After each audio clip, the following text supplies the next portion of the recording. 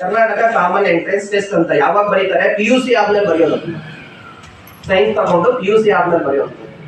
NEET examination, ಇಲ್ಲಿ sir ಕೂತಿದ್ದಾರೆ, ಅವ್ರ ಮಗ ಕೂಡ ನೀಟ್ ಎಕ್ಸಾಮಿನೇಷನ್ ಕ್ಲಿಯರ್ ಮಾಡ್ಕೊಂಡು ಅವ್ರು ಡಾಕ್ಟರ್ ಹೋಗ್ತಾ ಇದ್ದಾರೆ. ನೀಟ್ ಅಂದ್ರೆ national eligibility come entrance test ಅಂತ. ನಾನು MBBS ಅಥವಾ BAMS ಅಥವಾ BHMS ಜಾಯಿನ್ ಆಗ್ಬೇಕಂದ್ರೆ ಆ national eligibility come entrance test ಅನ್ನ PUC ಆದ್ಮೇಲೆ ಬರೀಲೇಬೇಕು. JEE ಎಕ್ಸಾಮಿನೇಷನ್ ಅಂತ ಇದೆ. JEE ಅಂದ್ರೆ ಜಾಯಿಂಟ್ ಎಂಟ್ರೆನ್ಸ್ ಎಕ್ಸಾಮಿನೇಷನ್. ಯಾವಾಗ ಬರೆಯೋದು? PUC ಆದ್ಮೇಲೆ ಬರೆಯೋದು. ತಯಾರಿ ಯಾವಾಗ ಮಾಡ್ಕೋಬೇಕು? 6ನೇ ಕ್ಲಾಸಿಂದ ಮಾಡ್ಕೋಬೇಕು. ಈಗ ನಮಗೆ ಪ್ರಾಬ್ಲಮ್ ಆಯ್ತು, ಏನು ನಾವು 6ನೇ ಕ್ಲಾಸಿಂದ ತಯಾರಿ ಮಾಡ್ಕೊಂಡಿಲ್ಲ, ಈಗ ಮತ್ತೆ ಪರಿಹಾರ ಇದೆ. ಕಳೆದಿದ್ದು ಹೋಯ್ತು, ಸಮಯ ಮುಗಿದೋಯ್ತು. ಅಟ್ಲೀಸ್ಟ್ ಇವತ್ತಿಂದ ಕಾರ್ಯಪ್ರವೃತ್ತರಾಗಲ್ಲ.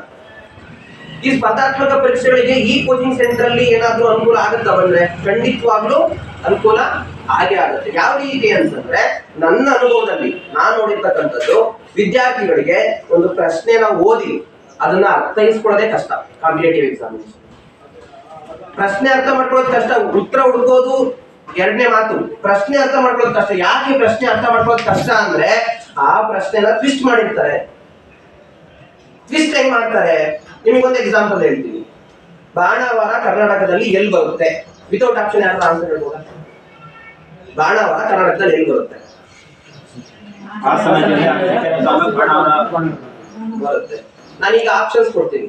ಅರಸೀಕೆರೆ ಆದ್ಮೇಲೆ ಬರುತ್ತೆ, ಕಡೂರ್ ಆದ್ಮೇಲೆ ಬರುತ್ತೆ, ಹುಳಿಯಾರ್ ಆದ್ಮೇಲೆ ಬರುತ್ತೆ, ಎಲ್ಲೂ ಬರಲ್ಲ.